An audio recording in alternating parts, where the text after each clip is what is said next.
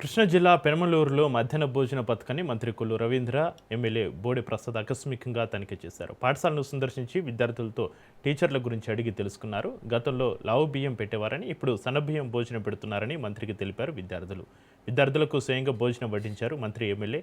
అనంతరం విద్యార్థులతో కలిసి భోజనం చేశారు.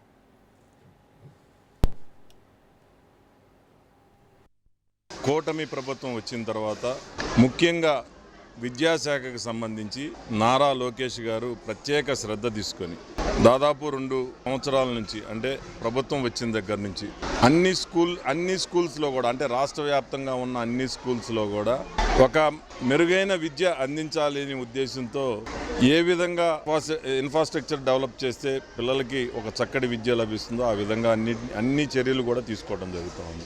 ఈరోజు మధ్యాహ్న భోజన పథకం కార్యక్రమాన్ని రాష్ట్ర వ్యాప్తంగా కూడా ప్రజాప్రతినిధులు అందరూ కూడా ఒకసారి పర్యవేక్షిస్తూ ఉన్నాం.